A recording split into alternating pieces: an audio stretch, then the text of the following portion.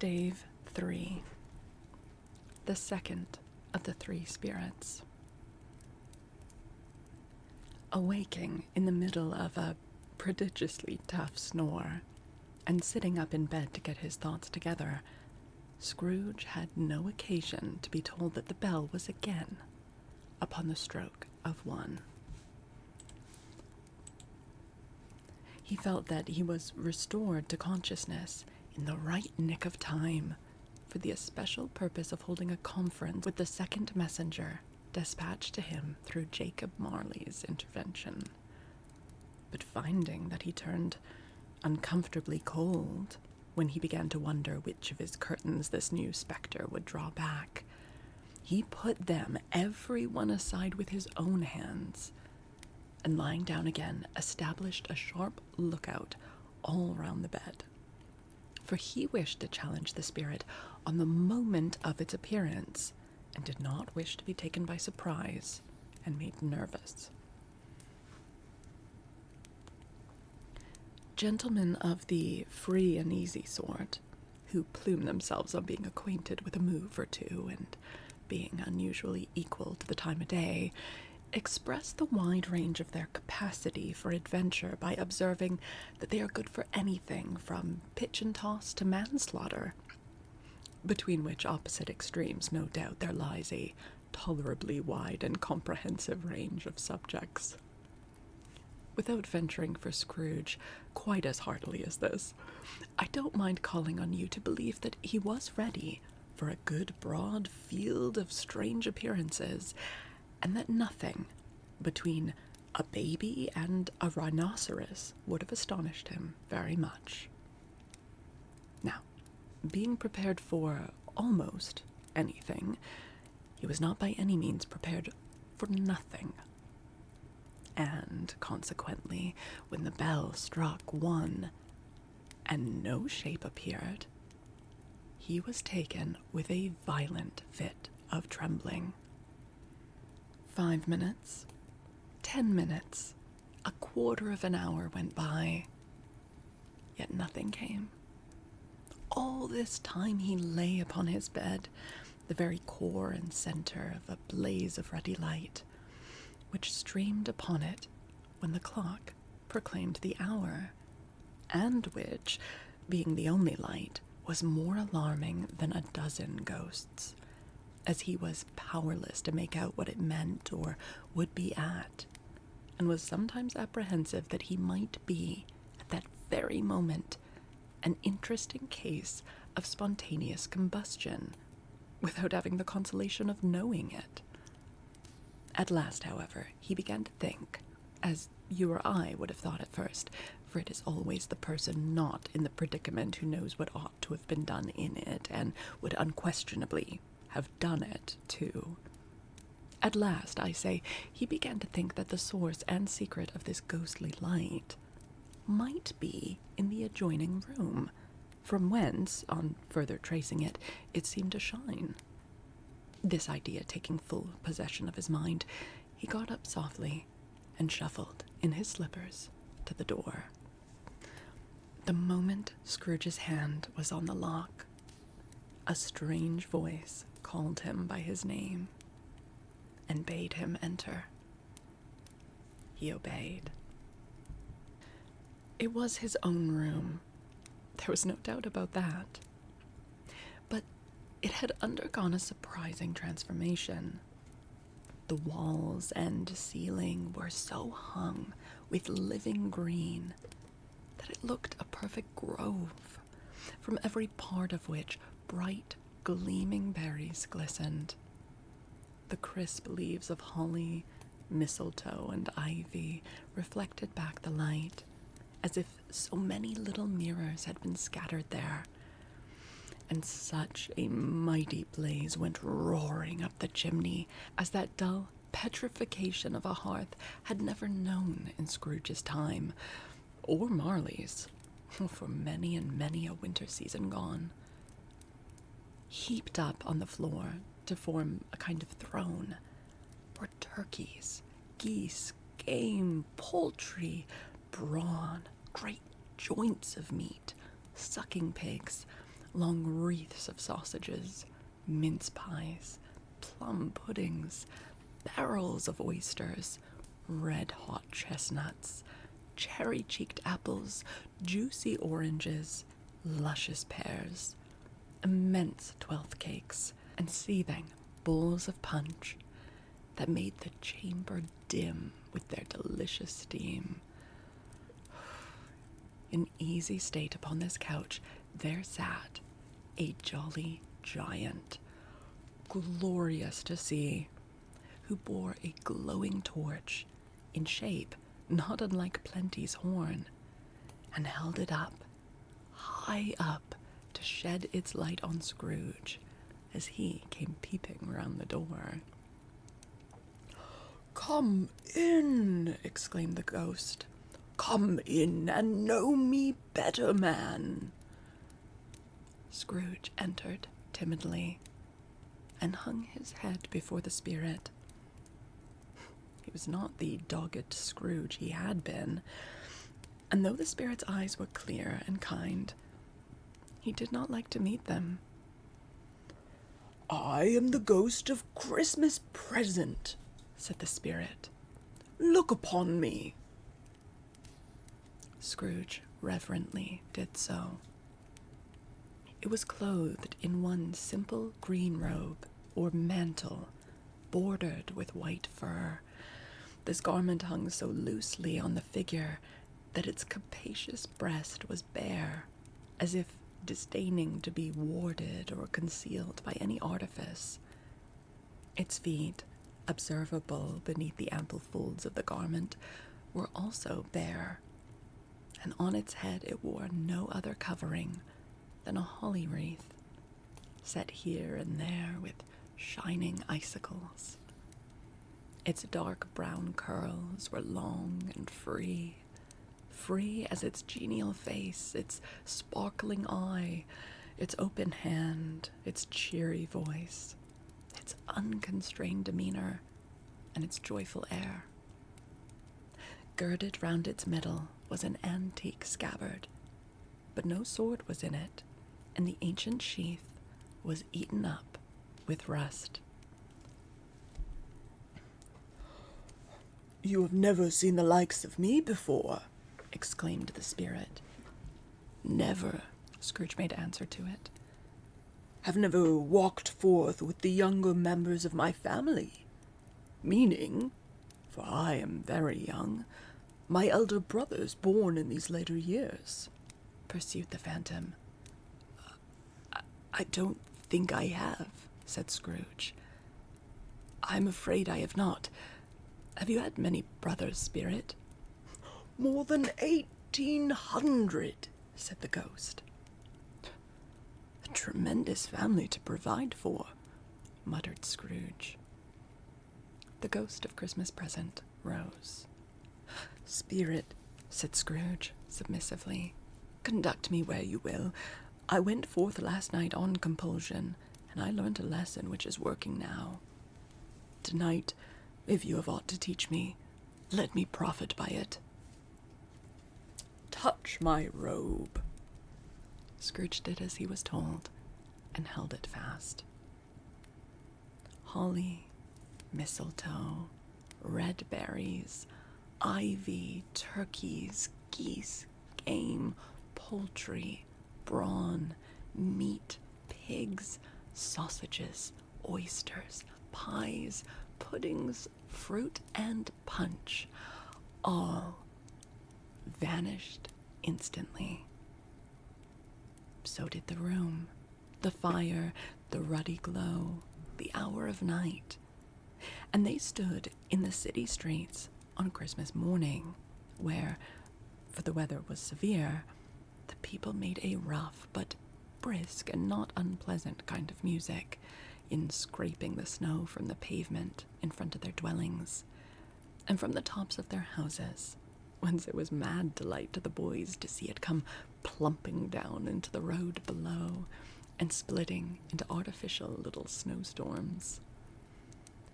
The house fronts looked black enough, and the windows blacker, contrasting with the smooth white sheet of snow upon the roofs, and with the dirtier snow upon the ground, which last deposit had been ploughed up in deep furrows by the heavy wheels of carts and wagons.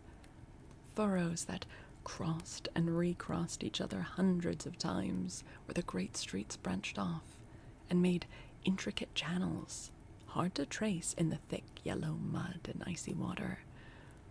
The sky was gloomy, and the shortest streets were choked up with a dingy mist, half thawed, half frozen, whose heavier particles descended in a shower of sooty atoms, as if all the chimneys in Great Britain had, by one consent, caught fire, and were blazing away to their dear heart's content.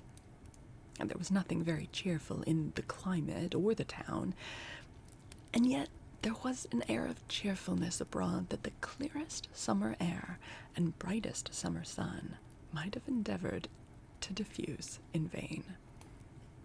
For the people who were shoveling away on the housetops were jovial and full of glee, calling out to one another from the parapets, and now and then exchanging a facetious snowball, better-natured missile far than many a wordy jest, laughing heartily if it went right, and not less heartily if it went wrong. The poulterers' shops were still half open, and the fruiterers were radiant in their glory. There were great, round, pot-bellied baskets of chestnuts, shaped like the waistcoats of jolly old gentlemen, lolling at the doors and tumbling out into the street in their apoplectic opulence.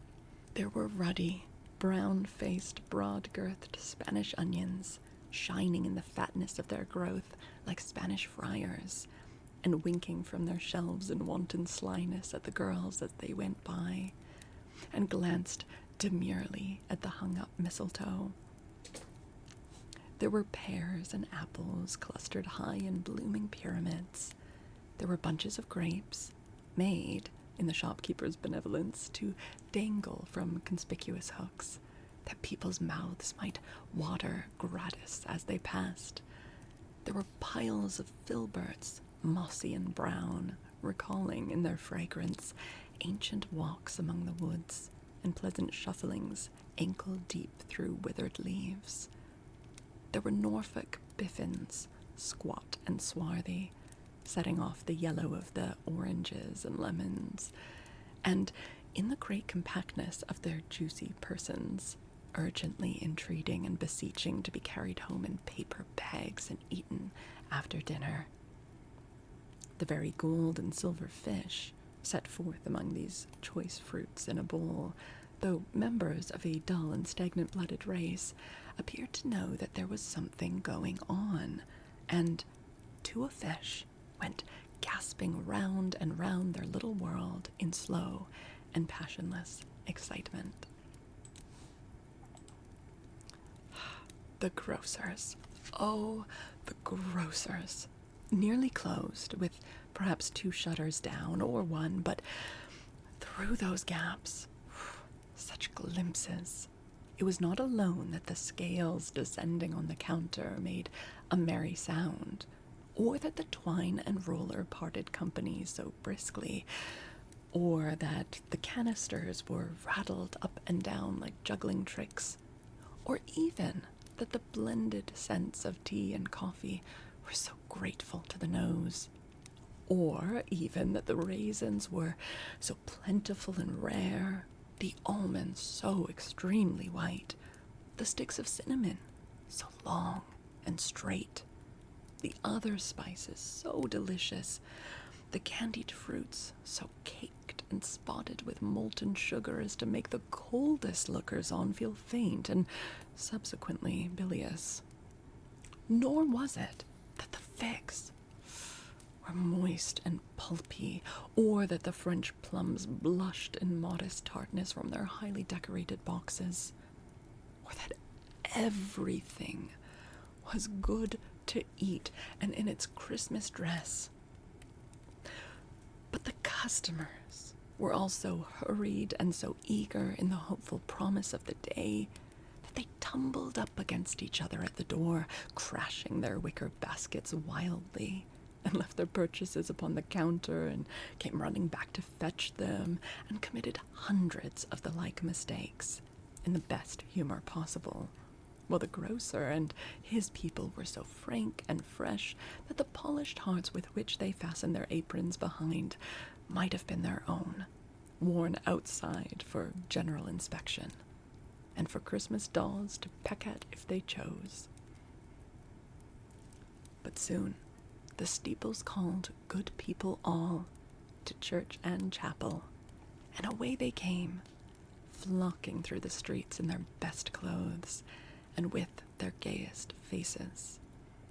And at the same time there emerged from scores of by-streets, lanes, and nameless turnings innumerable people carrying their dinners to the bakers' shops. The sight of these poor revelers appeared to interest the spirit very much, for he stood with Scrooge beside him in a baker's doorway, and taking off the covers as their bearers passed, sprinkled incense on their dinners from his torch. And it was a very uncommon kind of torch, for once or twice, when there were angry words between some dinner carriers who had jostled each other, he shed a few drops of water on them from it, and their good humor was restored directly, for they said it was a shame to quarrel upon Christmas Day. And so it was. God love it, so it was. In time the bells ceased, and the bakers were shut up, and yet there was a genial shadowing forth of all these dinners, and the progress of their cooking in the thawed blotch of wet above each baker's oven, where the pavement smoked as if its stones were cooking too. "Is there a peculiar flavor in what you sprinkle from your torch?" asked Scrooge. "There is. My own." "Would it apply to any kind of dinner on this day?" asked Scrooge. "To any kindly given. To a poor one, most." "Why to a poor one most?" asked Scrooge. "Because it needs it most." "Spirit," said Scrooge, after a moment's thought, "I wonder you, of all the beings in the many worlds about us, should desire to cramp these people's opportunities of innocent enjoyment." "I?" cried the spirit. "You would deprive them of their means of dining every seventh day, often the only day on which they can be said to dine at all," said Scrooge. "Wouldn't you?" "I?" cried the spirit. "You seek to close these places on the seventh day," said Scrooge, "and it comes to the same thing." "I seek!" exclaimed the spirit. "Well, forgive me if I am wrong.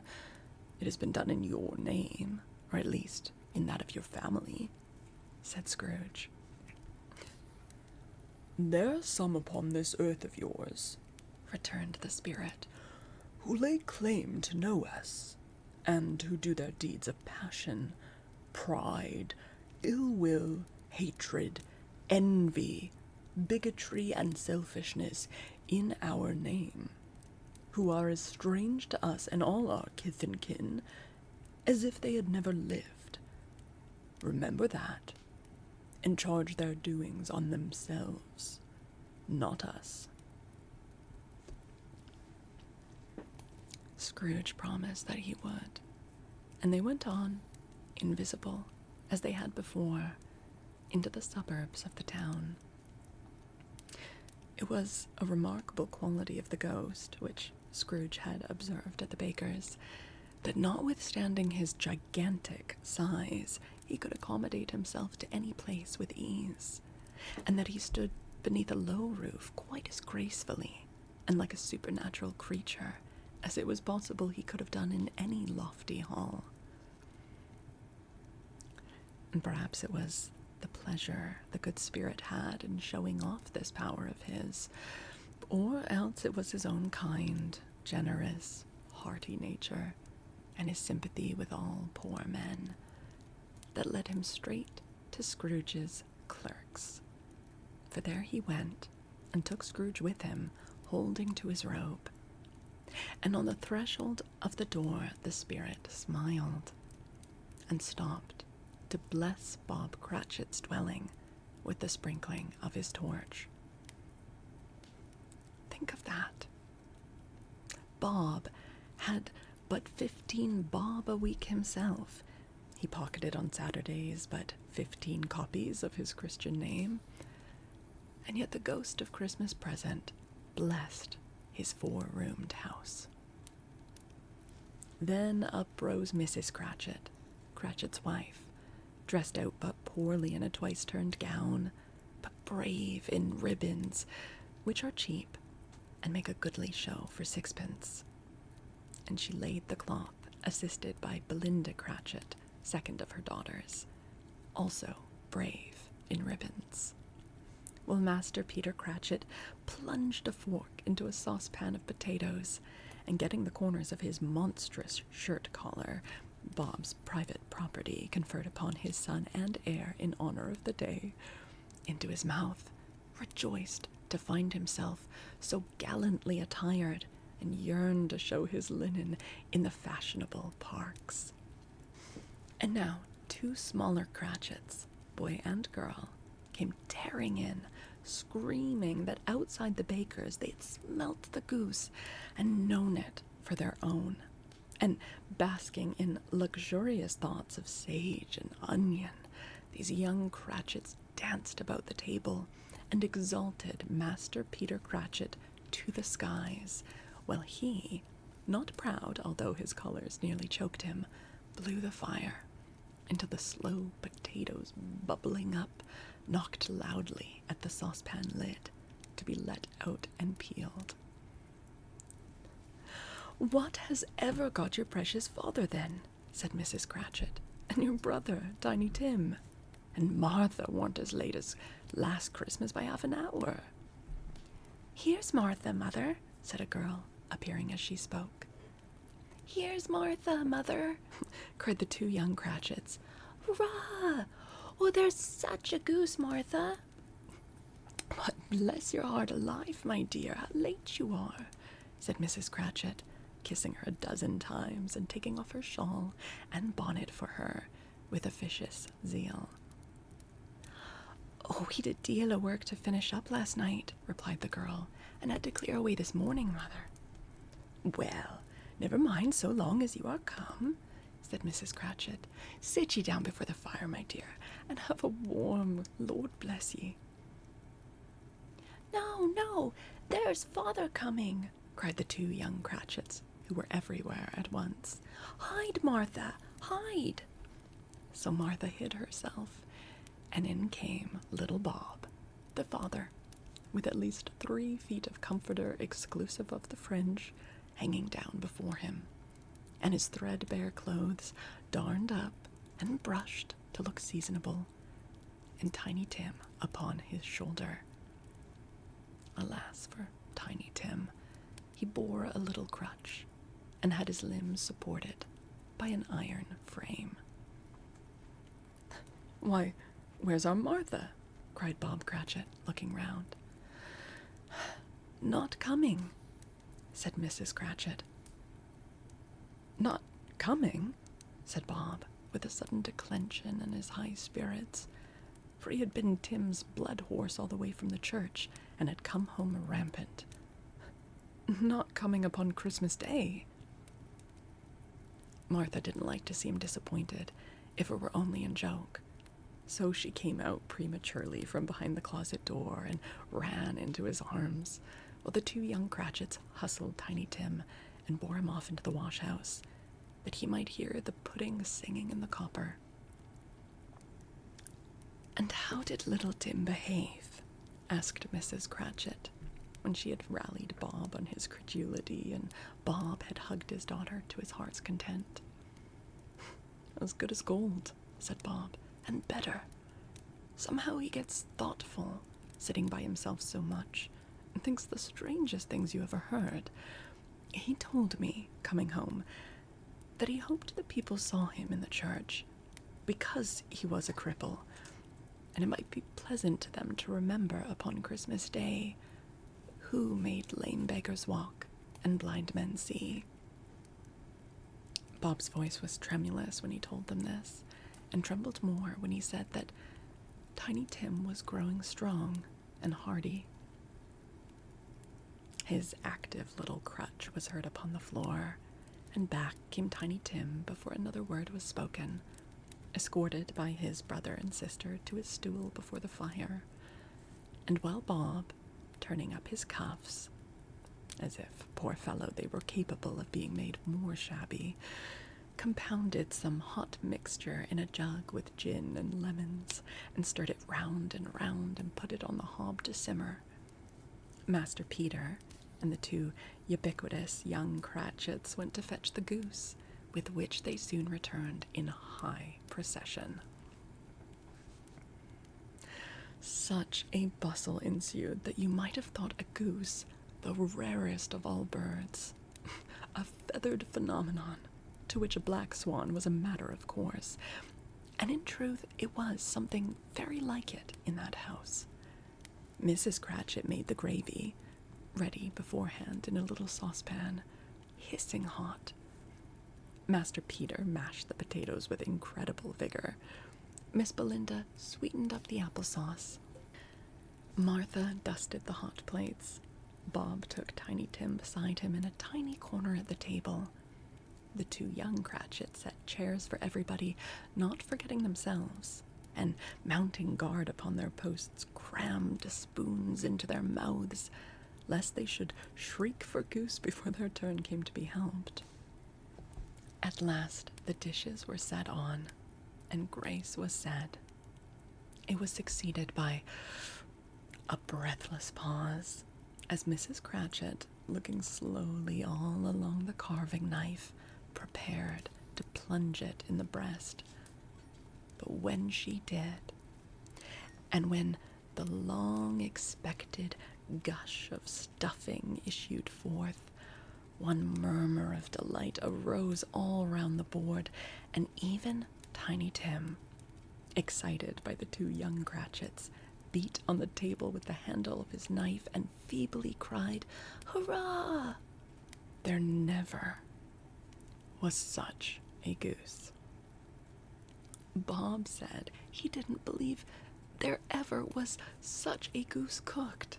Oh, its tenderness and flavor, size and cheapness were the themes of universal admiration. Eked out by apple sauce and mashed potatoes, it was a sufficient dinner for the whole family. Indeed, as Mrs. Cratchit said with great delight, surveying one small atom of a bone upon the dish, they hadn't ate it all at last. Yet everyone had had enough, and the youngest Cratchits in particular were steeped in sage and onion to the eyebrows. But now, the plates being changed by Miss Belinda, Mrs. Cratchit left the room alone, too nervous to bear witnesses, to take the pudding up and bring it in. Suppose it should not be done enough. Suppose it should break in turning out. Suppose somebody should have gone over the wall of the backyard and stolen it while they were merry with the goose, a supposition at which the two young Cratchits became livid. All sorts of horrors were supposed. Hullo! A great deal of steam. The pudding was out of the copper. A smell like a washing day, that was the cloth. A smell like an eating house, and a pastry cook's next door to each other, with a laundress's next door to that. That was the pudding.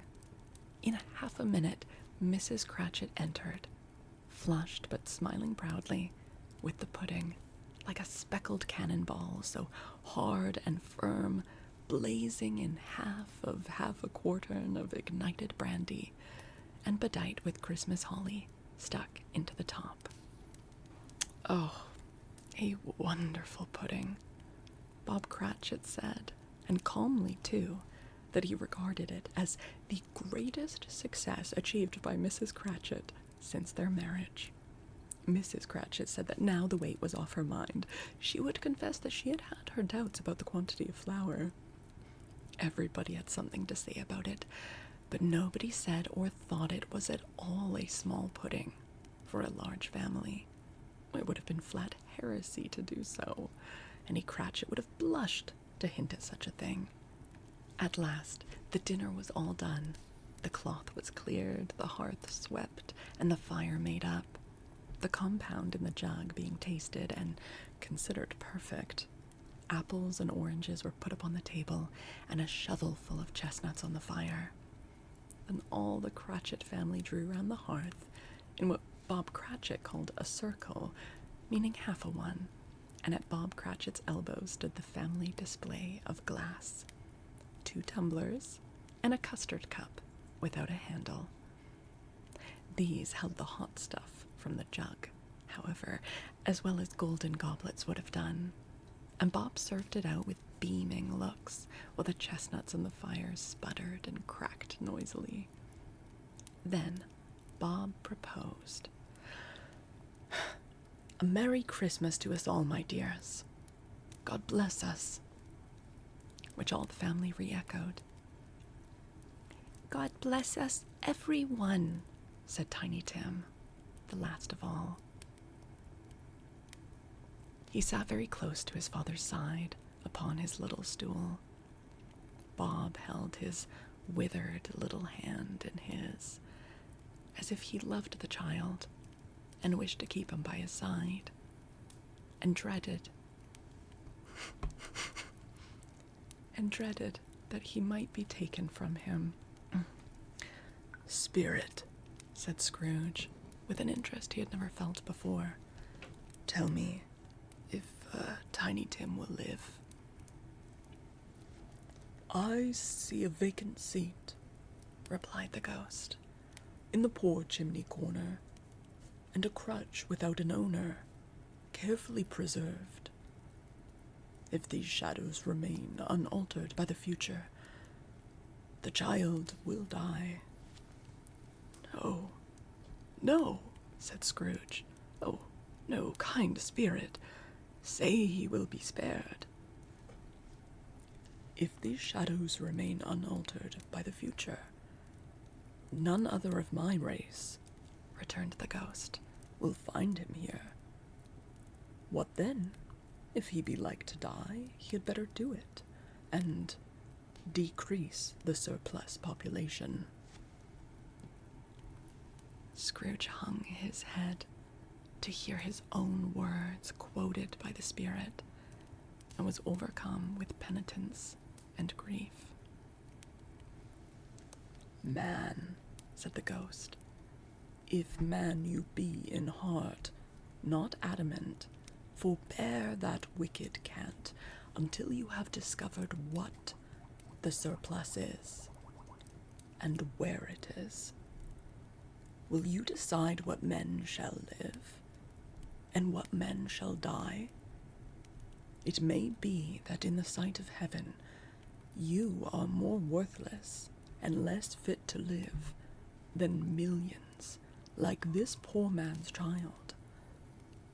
Oh God, to hear the insect on the leaf pronouncing on the too much life among his hungry brothers in the dust." Scrooge bent before the ghost's rebuke, and trembling cast his eyes upon the ground. But he raised them speedily on hearing his own name. "Mr. Scrooge," said Bob. "I'll give you Mr. Scrooge, the founder of the feast." "The founder of the feast, indeed," cried Mrs. Cratchit, reddening. "I wish I had him here. I'd give him a piece of my mind to feast upon, and I hope he'd have a good appetite for it." "My dear," said Bob, the children. Christmas Day." "Well, it should be Christmas Day, I'm sure," said she, "on which one drinks the health of such an odious, stingy, hard, unfeeling man as Mr. Scrooge. You know he is, Robert. Nobody knows it better than you do, poor fellow." my dear," was Bob's mild answer. "Christmas Day." "I'll drink his health for your sake, and the day's," said Mrs. Cratchit. "Not for his. Long life to him. A Merry Christmas and a Happy New Year. He'll be very merry and very happy, I have no doubt." The children drank the toast after her. It was the first of their proceedings, which had no heartiness. Tiny Tim drank it last of all, but he didn't care twopence for it. Scrooge was the ogre of the family. The mention of his name cast a dark shadow on the party, which was not dispelled for full 5 minutes. After it had passed away, they were 10 times merrier than before, from the mere relief of Scrooge the Baleful being done with. Bob Cratchit told them how he had a situation in his eye for Master Peter, which would bring in, if obtained, full 5 and 6 weekly. The 2 young Cratchits laughed tremendously at the idea of Peter's being a man of business, and Peter himself looked thoughtfully at the fire from between his collars, as if he were deliberating what particular investments he should favor when he came into the receipt of that bewildering income. Martha, who was a poor apprentice at a milliner's, then told them what kind of work she had to do, and how many hours she worked at a stretch, and how she meant to lie abed tomorrow morning for a good long rest, tomorrow being a holiday she passed at home. Also, how she had seen a countess and a lord some days before, and how the lord was much about as tall as Peter, at which Peter pulled up his collar so high that you couldn't have seen his head if you had been there. All this time the chestnuts in the jug went round and round, and by they had a song about a lost child traveling in the snow, from Tiny Tim, who had a plaintive little voice and sang it very well indeed. There was nothing of high mark in this. They were not a handsome family. They were not well dressed. Their shoes were far from being waterproof. Their clothes were scanty, and Peter might have known, and very likely did, the inside of a pawnbroker's. But they were happy, grateful, pleased with one another, and contented with the time. And when they faded, and looked happier yet in the bright sprinklings of the spirit's torch at parting, Scrooge had his eye upon them, and especially on Tiny Tim, until the last. By this time, it was getting dark, and snowing pretty heavily, and as Scrooge and the spirit went along the streets, the brightness of the roaring fires in kitchens, parlors, and all sorts of rooms was wonderful. Here the flickering of the blaze showed preparations for a cozy dinner, with hot plates baking through and through before the fire, and deep red curtains ready to be drawn to shut out cold and darkness. There all the children of the house were running out into the snow to meet their married sisters, brothers, cousins, uncles, aunts, and be the first to greet them. Here again were shadows on the window blind of guests assembling, and there a group of handsome girls, all hooded and fur-booted, and all chattering at once, tripped lightly off to some near neighbor's house, where, woe upon the single man who saw them enter, artful witches, well they knew it, in a glow. But if you had judged from the numbers of people on their way to friendly gatherings, you might have thought that no one was at home to give them welcome when they got there, instead of every house expecting company and piling up its fires half chimney high. Blessings on it, how the ghost exulted, how it bared its breadth of breast and opened its capacious palm, and floated on, outpouring with a generous hand its bright and harmless mirth on everything within its reach. The very lamplighter, who ran on before, dotting the dusky street with specks of light, and who was dressed to spend the evening somewhere, laughed out loudly as the spirit passed, though little kenned the lamplighter that he had any company but Christmas. And now, without a word of warning from the ghost, they stood upon a bleak and desert moor, where monstrous masses of rude stone were cast about, as though it were the burial place of giants, and water spread itself wheresoever it listed, or would have done so but for the frost that held it prisoner, and nothing grew but moss and furze and coarse rank grass. Down in the west, the setting sun had left a streak of fiery red, which glared upon the desolation for an instant, like a sullen eye, and frowning lower, lower yet, was lost in the thick gloom of darkest night. "What is this place?" asked Scrooge.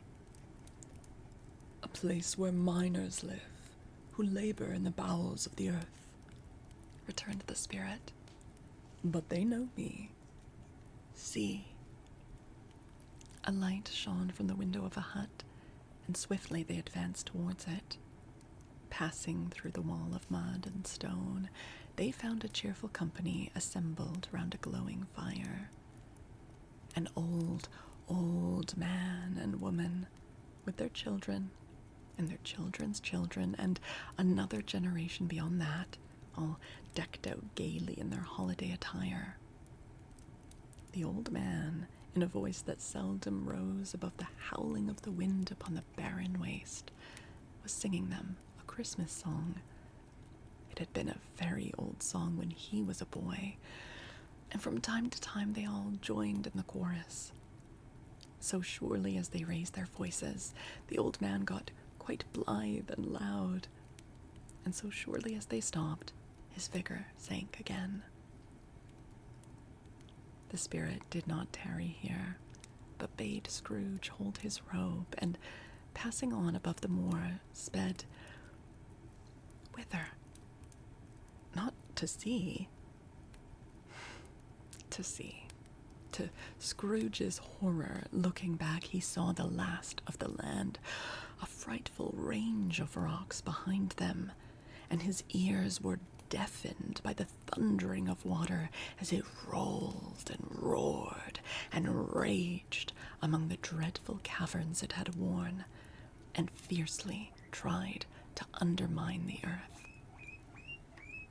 "Madam," built upon a dismal reef of sunken rocks, some league or so from shore, on which the waters chafed and dashed the wild year through, there stood a solitary lighthouse. Great heaps of seaweed clung to its base, and storm birds, born of the wind one might suppose, as seaweed of water, rose and fell about it, like the waves they skimmed. But even here, two men who watched the light had made a fire that, through the loophole in the thick stone wall, shed out a ray of brightness on the awful sea. Joining their horny hands over the rough table at which they sat, they wished each other Merry Christmas from their can of grog, and one of them, the elder, too, with his face all damaged and scarred with hard weather, as the figurehead of an old ship might be, struck up a sturdy song that was like a gale in itself. Again, the ghost sped on above the black and heaving sea, on, until, being far away, as he told Scrooge, from any shore, they lighted on a ship. They stood beside the helmsman at the wheel, the lookout in the bow, the officers who had the watch, dark, ghostly figures in their several stations, but every man among them hummed a Christmas tune, or had a Christmas thought, or spoke below his breath to his companion of some bygone Christmas day, with homeward hopes belonging to it. And every man on board, waking or sleeping, good or bad, had had a kinder word for another on that day than on any day in the year, and had shared to some extent in its festivities, and had remembered those he cared for at a distance, and had known that they delighted to remember him. It was a great surprise to Scrooge, while listening to the moaning of the wind and thinking what a solemn thing it was to move on through the lonely darkness over an unknown abyss, whose depths were as secret and profound as death. It was a great surprise to Scrooge, while thus engaged, to hear a hearty laugh. It was a much greater surprise to Scrooge to recognize it as his own nephew's, and to find himself in a bright, dry, gleaming room, with the spirit standing smiling by his side, and looking at that same nephew with approving affability. Laughed Scrooge's nephew. If you should happen, by any unlikely chance, to know a man more blessed in a laugh than Scrooge's nephew, all I can say is, I should like to know him too. Introduce him to me, and I'll cultivate his acquaintance. It is a fair, even-handed, noble adjustment of things, that while there is infection in disease and sorrow, there is nothing in the world so irresistibly contagious as laughter and good humor. When Scrooge's nephew laughed in this way, holding his sides, rolling his head, and twisting his face into the most extravagant contortions, Scrooge's niece, by marriage, laughed as heartily as he, and their assembled friends, being not a bit behindhand, roared out lustily. He said that Christmas was a humbug. As I live, cried Scrooge's nephew. He believed it too. More shame for him, Fred, said Scrooge's niece indignantly. Bless those women. They never do anything by halves. They are always in earnest. She was very pretty, exceedingly pretty, with a dimpled, surprised-looking capital face, a ripe little mouth that seemed made to be kissed, as no doubt it was, all kinds of good little dots about her chin that melted into one another when she laughed, and the sunniest pair of eyes you ever saw in any little creature's head. Altogether, she was what you would have called provoking, you know, but satisfactory too. Oh, perfectly satisfactory. He's a comical old fellow, said Scrooge's nephew. That's the truth. Not so pleasant as he might be. However, his offences carry their own punishment, and I have nothing to say against him. I am sure he is very rich, Fred, hinted Scrooge's niece. At least you always tell me so. What of that, my dear? Said Scrooge's nephew. His wealth is of no use to him. He doesn't do any good with it. He don't make himself comfortable with it. He hasn't the satisfaction of thinking that he's ever going to benefit us with it. I have no patience with him, observed Scrooge's niece. Scrooge's niece's sisters and all the other ladies expressed the same opinion. Well, I have, said Scrooge's nephew. Well, I am sorry for him. I couldn't be angry with him if I tried. Who suffers by his ill wills? Himself, always. Here, he takes it into his head to dislike us, and he won't come and dine with us. What's the consequence? You don't lose much of a dinner. indeed, I think he loses a very good dinner," interrupted Scrooge's niece. Everybody else said the same, and they must be allowed to have been competent judges because they had just had dinner and, with the dessert upon the table, were clustered round the fire by lamplight. "Well, I'm very glad to hear it," said Scrooge's nephew, "because I haven't great faith in these young housekeepers. What do you say, Topper?"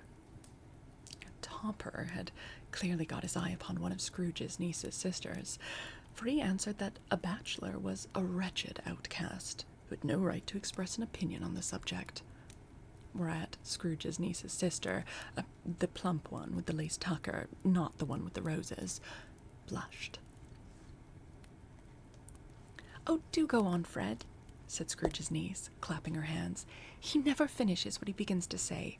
He's such a ridiculous fellow." Scrooge's nephew revelled in another laugh, and as it was impossible to keep the infection off, though the plump sister tried hard to do it with aromatic vinegar, his example was unanimously followed. "I was only going to say," said Scrooge's nephew, "that the consequence of his taking a dislike to us and not making merry with us is, as I think, that he loses some pleasant moments, which could do him no harm. I'm sure he loses pleasanter companions than he can find in his own thoughts, either in his mouldy old office or his dusty chambers. I mean to give him the same chance every year, whether he likes it or not, for I pity him. He may rail at Christmas till he dies, but he can't help thinking better of it. I defy him, if he finds me going there in good temper year after year and saying, 'Uncle Scrooge, how are you?' If it only puts him in the vein to leave his poor clerk £50, that's something. And I think I shook him yesterday." It was their turn to laugh now at the notion of his shaking Scrooge. But, being thoroughly good-natured and not much caring what they laughed at, and so they laughed at any rate, he encouraged them in their merriment and passed the bottle joyously. After tea, they had some music, for they were a musical family and knew what they were about when they sung a glee or catch, I can assure you, especially Topper, who could growl away in the bass like a good one, and never swelled the large veins in his forehead or get red in the face over it.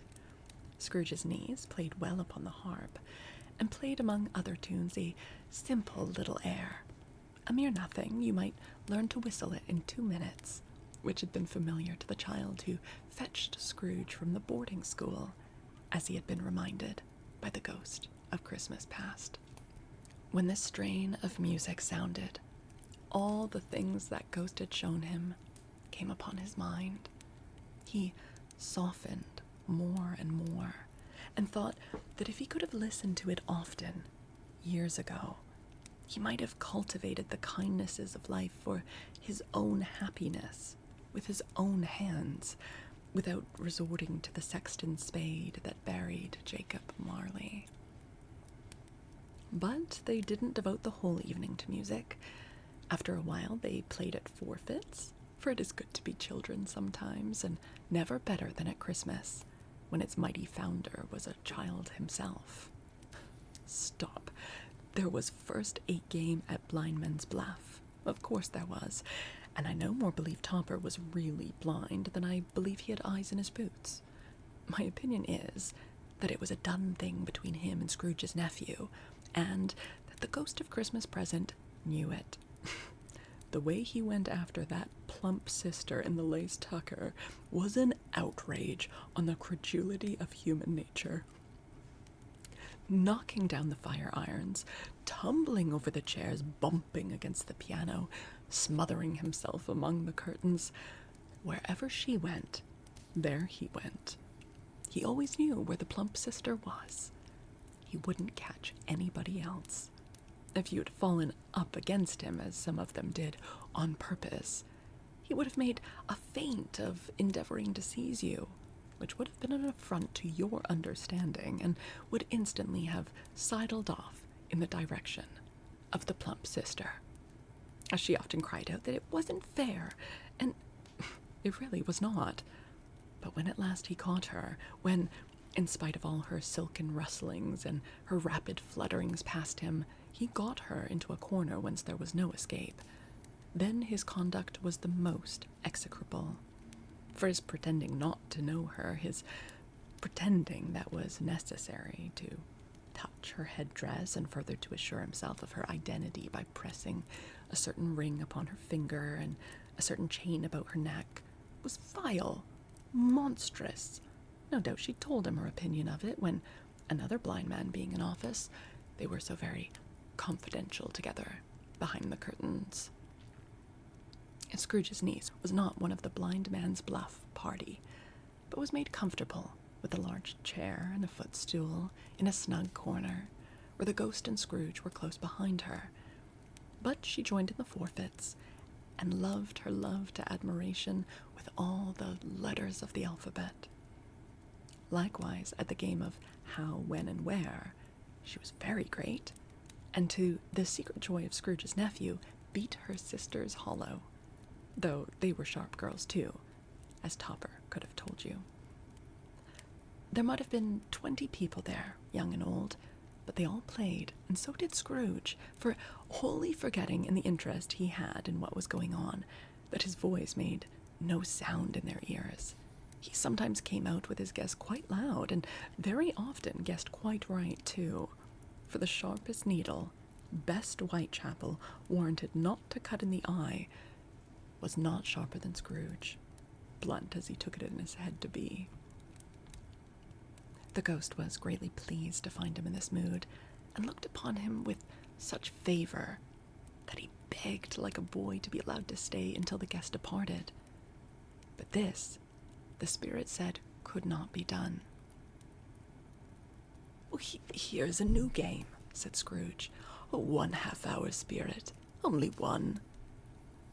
It was a game called Yes and No, where Scrooge's nephew had to think of something, and the rest must find out what. He only answering to their questions yes or no, as the case was. The brisk fire of questioning to which he was exposed elicited from him that he was thinking of an animal, a live animal, rather a disagreeable animal, a savage animal, an animal that growled and grunted sometimes, and talked sometimes, and lived in London, and walked about the streets, and wasn't made a show of, and wasn't led by anybody, and didn't live in a menagerie, and was never killed in a market, and was not a horse, or an ass, or a cow, or a bull, or a tiger, or a dog, or a pig, or a cat, or a bear. And every fresh question that was put to him, this nephew burst into a fresh roar of laughter, and was so inexpressibly tickled that he was obliged to get up off the sofa and stamp. At last, the plump sister, falling into a similar state, cried out, "I have found it out. I know what it is, Fred. I know what it is." "What is it?" cried Fred. "It's your Uncle Scrooge." Which it certainly was. Admiration was the universal sentiment, though some objected that the reply to, "Is it a bear?" ought to have been yes, inasmuch as an answer in the negative was sufficient to have diverted their thoughts from Mr. Scrooge, supposing they had ever had any tendency that way. "Well, he has given us plenty of merriment, I am sure," said Fred, "and it would be ungrateful not to drink his health. Here is a glass of mulled wine, ready to our hand at the moment, and I say, Uncle Scrooge." "Well, Uncle Scrooge," they cried, "a Merry Christmas and a Happy New Year to the old man, whatever he is," said Scrooge's nephew. "He wouldn't take it from me, but he may have it nevertheless. Uncle Scrooge." Uncle Scrooge had imperceptibly become so gay and light of heart that he would have pledged the unconscious company in return, and thanked them in an inaudible speech, if the ghost had given him time. But the whole scene passed off in the breath of the last word spoken by his nephew, and he and the spirit were again upon their travels. Much they saw, and far they went, and many homes they visited, but always with a happy end. The spirits stood beside sick beds, and they were cheerful. On foreign lands, and they were close at home. By struggling men, and they were patient in their greater hope. By poverty, and it was rich. In almshouse, hospital, and jail, in misery's every refuge, where vain man in his little, brief authority had not made fast the door and barred the spirit out, he left his blessing and taught Scrooge his precepts. It was a long night, if it were only a night, but Scrooge had his doubts of this, because the Christmas holidays appeared to be condensed into the space of time they passed together. It was strange, too, that while Scrooge remained unaltered in his outward form, the ghost grew older, clearly older. Scrooge had observed this change, but never spoke of it until they left a children's 12th night party, when, looking at the spirit as they stood together in an open place, he noticed that its hair was gray. "Are spirits' lives so short?" asked Scrooge. "My life upon this globe is very brief," replied the ghost. "It ends tonight." "Tonight?" cried Scrooge. "Tonight at midnight. Hark, the time is drawing near." The chimes were ringing the 11:03 at that moment. "Forgive me if I am not justified in what I asked Scrooge, looking intently at the spirit's robe. "But I see something strange and not belonging to yourself protruding from your skirts. Is it a foot or a claw?" "It might be a claw, for the flesh there is upon it," said the spirit's sorrowful reply. "Look here." From the foldings of its robe it brought 2 children. Wretched, abject, frightful, hideous, miserable. They knelt down at its feet and clung upon the outside of its garment. "Oh, man, look here. Look down here," exclaimed the ghost. They were a boy and a girl. Yellow, meager, ragged, scowling, wolfish, but prostrate too in their humility, where graceful youth should have filled their features out and touched them with its freshest tints. A stale and shriveled hand like that of age had pinched and twisted them and pulled them into shreds. Where angels might have sat enthroned, devils lurked and glared out, menacing. No change, no degradation, no perversion of humanity in any grade through all the mysteries of wonderful creation has monsters half so horrible and dread. Scrooge started back, appalled. Having them shown to him in this way, he tried to say they were fine children, but the words choked themselves, rather than be parties to a lie of such enormous magnitude. "Spirit, are they yours?" Scrooge could say no more. "They are man's," said the spirit, looking down upon them, "and they cling to me, appealing from their fathers. This boy is ignorance. This girl is want.